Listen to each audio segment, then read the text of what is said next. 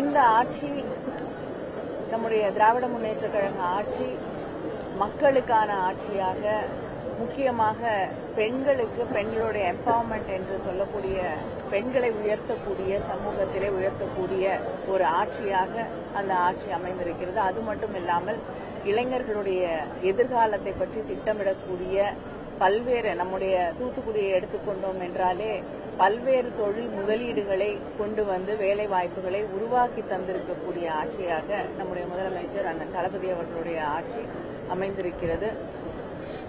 மற்ற தேர்தல் அறிக்கைகளை எல்லாம் மக்கள் திரும்பி கூட பார்க்காத இந்த சூழலிலே திராவிட முன்னேற்ற கழகத்தின் தேர்தல் அறிக்கையை அவர்கள் கொண்டாடக்கூடிய ஒரு சூழ்நிலை இருக்கிறது என்றால் அதற்கு காரணம் திராவிட முன்னேற்ற கழகம் எந்த வாக்குறுதியை தந்தாலும் அதை நிறைவேற்றும் என்ற அந்த நம்பிக்கை மக்களுக்கு இருக்கிறது. அதனால்தான் நம்முடைய முதலமைச்சர் அவர்கள் தேர்தல் நேரத்திலே தந்திருக்கக்கூடிய வாக்குறுதிகளை மக்கள் ஆவலோடு நாம் மறுபடியும் ஆட்சி அமைத்து நிறைவேற்றி தர வேண்டும் என்று காத்திருக்கிறார்கள், எதிர்பார்க்கிறார்கள். விரைவிலே மறுபடியும் நம்முடைய முதலமைச்சர் அண்ணன் தளபதி அவர்களுடைய ஆட்சி அமையப் போகிறது. மக்களுக்கு தந்திருக்கக்கூடிய வாக்குறுதிகளை நிறைவேற்றுவோம்.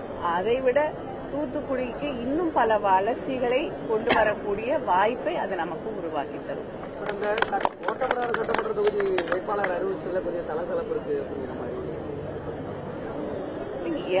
எந்த வேட்பாளரை மாற்றி அறிவிக்கும் பொழுதும் சில நேரங்களிலே கருத்து வேறுபாடுகள், கொஞ்சம் மனத்தளர்வு இருக்கும். ஆனால் எல்லோருமே கூட்டணி பேசும் பொழுது கூட சில சர்ச்சைகள் உருவாகும். ஆனால் எல்லோருக்கும் தெரியும், நாம் கருத்தியலால் ஒன்றுபட்டவர்கள். அதனால் ஒன்றாக இணைந்து பணியாற்றுவோம், வெற்றியை நோக்கி பணியாற்றுவோம். அதே போலதான் எந்த பகுதியிலே ஒரு புதிய வேட்பாளரை நாம் அறிவிக்கும் பொழுதும் அங்கு இருக்கக்கூடியவர்களுக்கு கொஞ்சம் வருத்தம் இருந்தாலும் நிச்சயமாக திராவிட முன்னேற்ற கழக தோழர்களாக அத்தனை பேரும் இணைந்து பணியாற்றி வெற்றியை ஈட்டும்.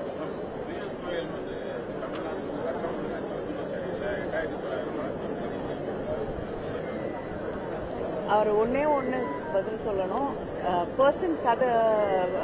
பர்சன்டேஜ் எடுத்துக்கிட்டா நிச்சயமா தேசிய அளவை விட தமிழ்நாட்டில் மிக குறைவாகத்தான் எந்த குற்றங்களாக இருந்தாலும் இன்று தமிழ்நாட்டில் இருந்து கொண்டிருக்கிறது. அதுக்காக குற்றங்கள் நடைபெறும், அவங்கள விட குறைவா இருக்கு, குற்றங்கள் இருக்கலாம், பரவாயில்ல நான் சொல்ல வரல. குற்றங்கள் நடந்தால் கூட அதில் நடவடிக்கை எடுக்கக்கூடிய ஒரு ஆட்சியாக திராவிட முன்னேற்ற கழக ஆட்சி, விரைந்து பாதிக்கப்பட்டவர்களுக்கு நியாயம் கிடைக்கக்கூடிய ஆட்சியாக இந்த ஆட்சி இருக்கிறது. குற்றங்களுடைய எண்ணிக்கை மற்ற அவர்கள் ஆட்சி செய்யக்கூடிய மாநிலங்களை விட நிச்சயமாக குறைவாகத்தான் இருக்கிறது. அவர்கள் இன்று கூட்டணி வைத்துக் கொண்டிருக்கக்கூடியவர்கள் எப்படி தவறு செய்தவர்களை, குற்றவாளிகளை காப்பாற்றினார்கள், இன்று நம்முடைய முதலமைச்சர் அவர்கள் எப்படி குற்றம் செய்யக்கூடியவர்களுக்கு மிக விரைந்து தண்டனை பெற்று தந்து கொண்டிருக்கிறார்கள் என்பதை நாம் கண்கூடாக பார்க்கிறோம்.